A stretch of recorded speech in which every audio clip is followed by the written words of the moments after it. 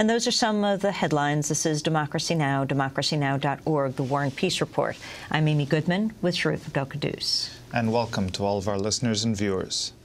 The United Nations is warning millions of Pakistanis are at risk of deadly waterborne diseases more than 2 weeks since Pakistan's worst ever flooding began.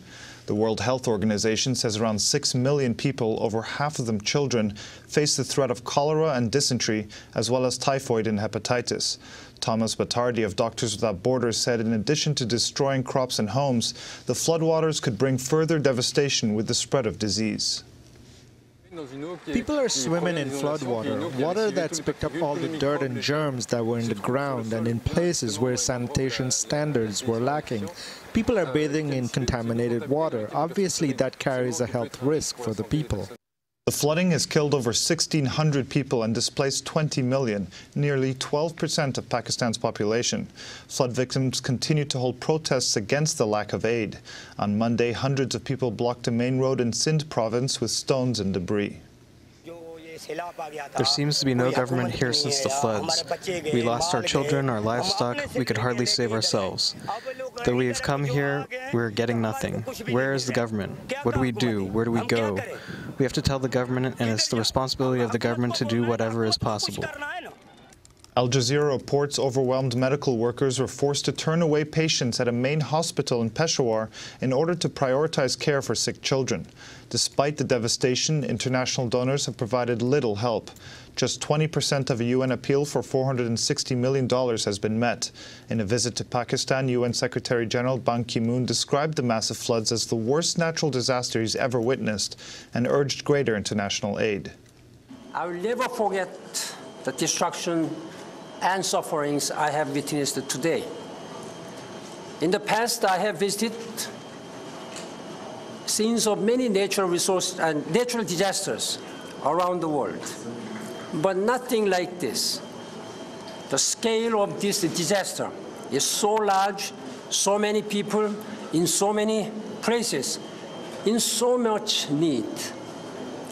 Nearly 1 out of 10 Pakistanis has been directly or indirectly affected, possibly 20 million people. 1/5 of the country is ravaged by floods. That was UN Secretary-General Ban Ki-moon pleading for international aid. We're joined right now by the UN's top humanitarian official, Undersecretary-General for Humanitarian Affairs and Emergency Relief Coordinator, John Holmes. He accompanied Ban in Pakistan this past weekend.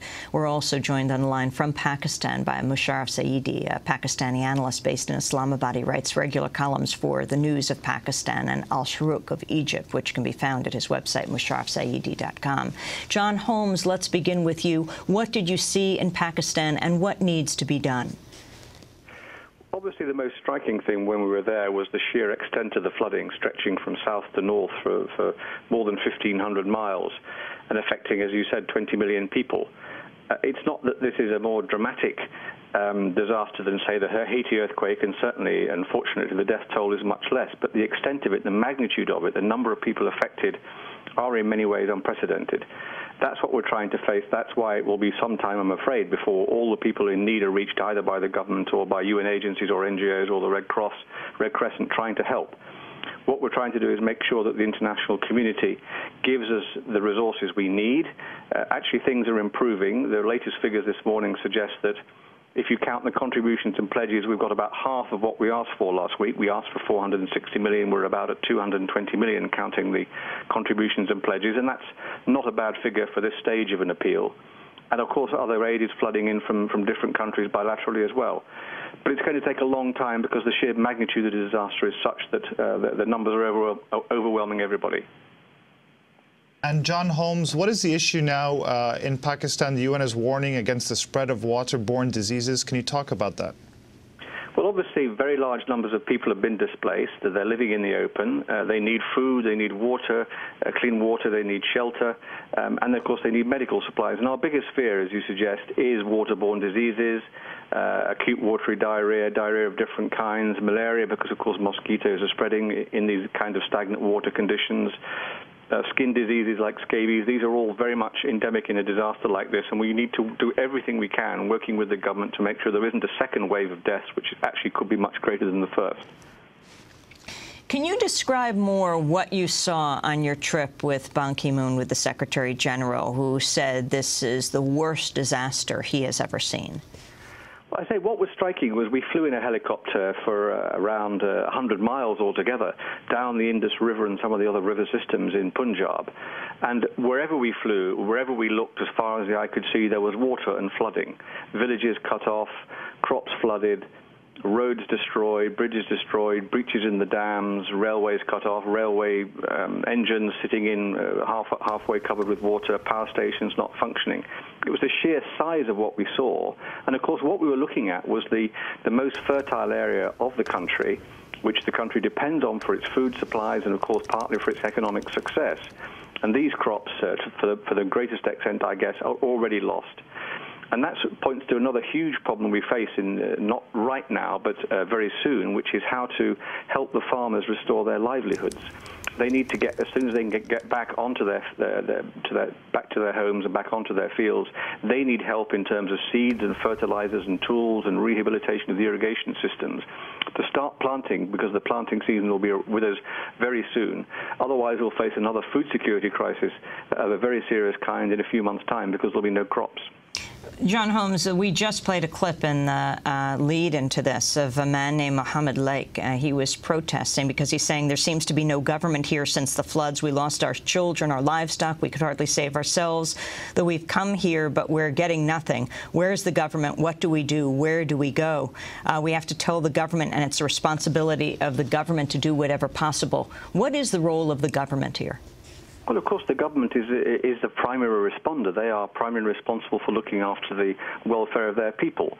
And we're there to help. And I say UN agencies and NGOs and others are doing their best to scale up our presence, get the resources, get more staff in, get the supplies there. But the reality is also, as I was trying to suggest at the beginning, that we're all overwhelmed, government included, by the sheer size of this disaster, stretching the length of the country and covering more than 1/10 of the population. It simply isn't possible with the best will in the world, and even with the best organized government in the world, to reach all those people in a few days. That's the nature of the challenge we face. If you remember the Haiti earthquake, which was a huge disaster at the beginning of this year, but that only affected 3 million people. Even there, it took us a long time to reach everybody with the food and clean water and shelter they needed. So that's some measure of the challenge we face here. John Holmes, the world, the U.S. mainly, has spent more than $1 trillion on war. What do you need countries to do right now for Pakistan? Well, what we need in the immediate future is for countries to contribute to the appeal we've made for $460 million, or send bilateral aid, or make sure that the agencies and the NGOs have the help they need. That's for the next few weeks. Then there'll be the major problem of early recovery for farmers in particular, as I suggested, and the beginnings of the recovery of some of the infrastructure, the roads and the bridges, which need to be repaired at least temporarily to enable movement to restart. And then for the longer term, there is a huge problem of how to rebuild the infrastructure that's been destroyed. There's, again, the bridges, the roads, the power stations, the communications links of all kinds. That's a program which may take years and will cost billions of dollars. And it's very important that the international community not only responds right now, but it also responds in a sustainable way and helps the government deal with those longer-term problems, because otherwise the economic prospects of Pakistan are going to be very badly affected. And, of course, that will have a wider effect on the stability of Pakistan and the region. This issue of war, though, whether we're talking Haiti, where so many of the countries have not fulfilled their promises to Haiti after the earthquake, and Pakistan, the U.S. continuing to the drone attacks in northwest Pakistan, for example, in the midst of this, the worst crisis Pakistan has faced, natural disaster in its history. What do you say about that? Well, I think the immediate focus has to be on humanitarian relief for the flood victims. Now, unfortunately, it's also true that the insurgency, whatever you want to call it, from the Taliban is not going to go away just because of these floods. There's been a temporary lull because everybody's been affected by the floods, including the terrorists, no doubt. But that's not going to go away. But the immediate focus has to be on this humanitarian relief.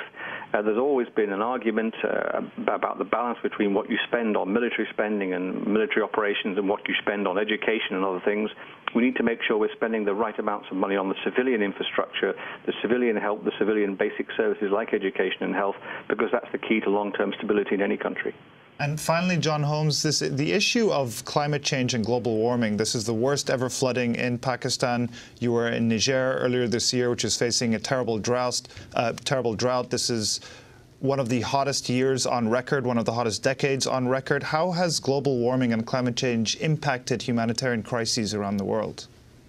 Well, of course, you cannot legitimately ascribe any one disaster to climate change. We've always had natural disasters. We've always had floods and droughts.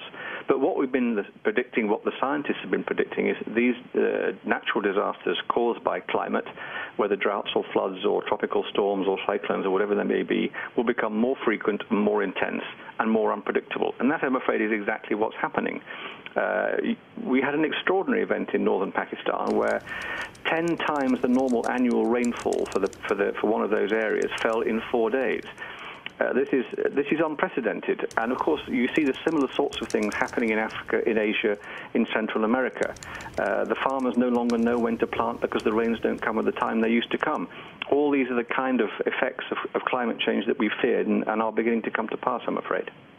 John Holmes, I want to thank you for being with us, UN Undersecretary General for Humanitarian Affairs and Emergency Relief Coordinator. As we turn in Islamabad now to Mosharraf Zaidi, the Pakistan-based analyst. Describe what is happening there. This is a natural catastrophe of enormous proportions, Mosharraf, but also made worse by a government that many complaining are not there. In fact, literally, the president went to Britain while this was happening, even his inner circle begging him not to go. Yeah, I think, I think it's important to just separate out some of the facts from some of the sort of hoopla and the hype. It's absolutely true that this government and governments in general in Pakistan tend to become tone deaf, a few months after gaining power. And that's because the spoils in Pakistan are so large. People often don't recognize how large a country this is. We're looking at a population of anywhere between 180 and 200 million people. There's a lot to be enjoyed in terms of the fruits of power. President Zardari's visit to the UK was ill-advised. He was advised against it, as you said, by his own inner circle as well. He chose to go. But really, I think this narrative that's developed about Pakistan over the last several years, and largely well-deserved narrative of state, state complicity with negative forces in Afghanistan, and the state's support for freedom fighters in Kashmir that then extends into terrorism in India. All of those negative storylines about Pakistan have now almost conspired to create a situation in which, even when, in fairness, there's no real grounds for the kind of brutal criticism that the Pakistani government is getting, it still gets it. This is, let's remember, as you just discussed with John Holmes, the worst natural catastrophe in the country's history. Possibly anything, I don't think we've seen anything worse in terms of number of people affected for many, many decades. Just to give you a sense of how bad the rain was that caused this flooding initially, on the 28th of July, there was 318 millimeters of rain just on one day. To put that into context, the all-time record for rain in Peshawar, which is where this number is from, for 1 month, the month of July, was 217 millimeters. So it rained more in one day than it had ever rained in an entire month for the monsoon season. The floods that have ensued, and there's been 2 waves of these floods now. There's no government in the world that could have prepared for this or that could have responded to this in the way that we would have liked it to. And Mosharraf Zaidi, the U.S. government has provided millions, billions in aid to Pakistan over the years, but in military aid. What is your sense right now of the international community's response to this crisis, and also what is happening right now with regards to the media in Pakistan and the crackdown on the media? Let's just on the aid first. I think the aid that Pakistan has been getting from the U.S. until about 2008 was almost exclusively military. There was a few $100 million for education and what have you, and there were some reviews and they found some problems with the aid money. But the bulk of U.S. assistance has been for military.